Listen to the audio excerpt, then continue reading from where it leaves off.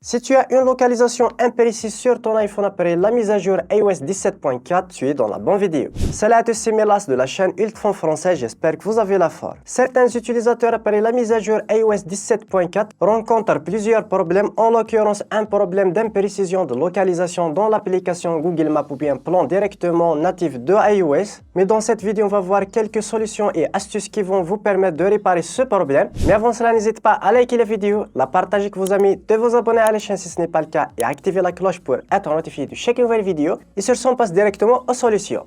La première solution, c'est de vérifier le service de localisation. Pour ce faire, on va aller directement dans Réglages. Là, on va descendre tout simplement dans Confidentialité.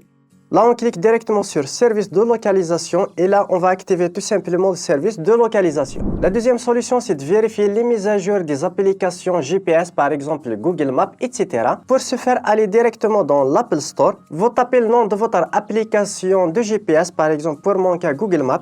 Vous cherchez votre application, s'il y a une mise à jour, vous cliquez tout simplement sur mettre à jour et ça peut régler énormément de problèmes de compatibilité avec votre iPhone. Troisième solution, c'est de vérifier et réinitialiser les paramètres réseau de votre iPhone. Pour ce faire, rendez-vous dans Réglages, puis sur Général, on descend juste en bas, puis sur Transfert ou réinitialiser l'iPhone. On clique dessus, là on va cliquer sur Réinitialiser. Vous sélectionnez tout simplement Réinitialiser les réglages réseau.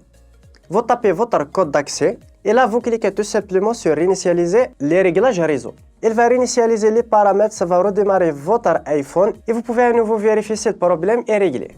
La quatrième solution, c'est de forcer le redémarrage de votre iPhone. Ça peut toujours être un petit bug firmware. Vous pouvez réinitialiser les paramètres en redémarrant votre iPhone. Pour forcer le redémarrage, appuyez sur le bouton augmenter le volume puis sur diminuer le volume et maintenez le bouton latéral jusqu'à ce que votre iPhone se redémarre. Vous attendez le redémarrage de votre iPhone. Si le problème persiste, on passe directement à la dernière solution. Dernière astuce, si vous cherchez un moyen d'envoyer une localisation virtuelle, par exemple de votre magasin si vous n'êtes pas en place, ou bien de simuler une position pour diverses raisons, que ce soit pour regarder des films et des séries qui ne sont pas disponibles dans votre emplacement, pour accéder à d'autres fonctionnalités qui ne sont pas disponibles, ou bien pour des jeux de réalité augmentée par exemple comme Pokémon Go, on va utiliser un logiciel de chez Ultfon qui va vous permettre de changer la localisation assez simplement en quelques clics. Vous pouvez choisir n'importe quelle localisation dans le monde entier, ou bien tout simplement de vous déplacer dans n'importe quel endroit en temps réel. Je vous laisse un lien dans la description, n'hésitez pas à checker le lien, télécharger et le tester. Et sur ce, on passe à l'utilisation de ce logiciel. On va connecter tout simplement notre iPhone au PC.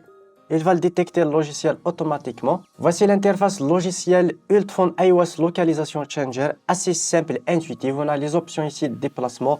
Là, changer de localisation directement. Ici, déplacement monopoint, multipoint pour plusieurs points, déplacement en temps réel et le joystick. Pour notre cas, on va choisir la première option pour changer une localisation virtuelle fictive. On va cliquer sur Entrée. On va sélectionner notre iPhone, puis on va cliquer sur Suivant.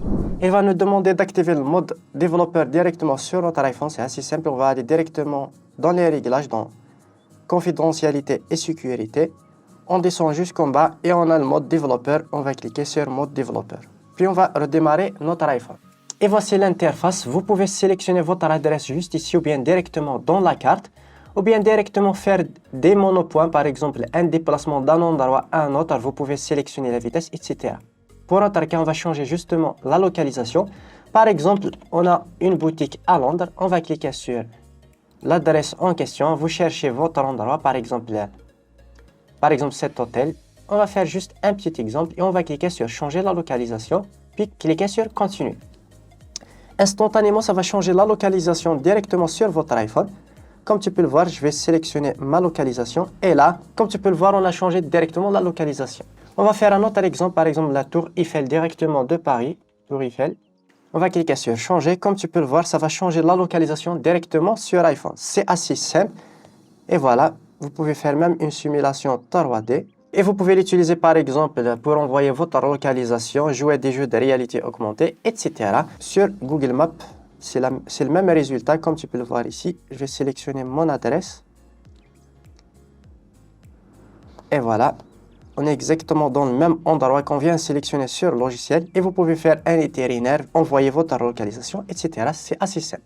Vous pouvez sélectionner par exemple un déplacement. On va cliquer déplacement monopoint. Je vais sélectionner quelques points par exemple ici. Sélectionner la vitesse, par exemple 17 mètres ou bien 61 km par heure, c'est une vitesse d'une moto. Puis on va cliquer sur démarrer. Ça va lancer directement le déplacement comme tu peux le voir sur la carte logicielle, puis directement dans l'application plan directement sur iOS. Comme tu peux le voir, on a un déplacement en temps réel. Et vous pouvez faire par exemple une simulation de déplacement. Voilà, on arrive au terme de cette vidéo. J'espère qu'elle vous aura plu. N'hésitez pas à me le faire part dans les commentaires. Lâchez un gros pouce bleu pour soutenir la chaîne. Et moi, je vous donne rendez-vous dans une prochaine vidéo.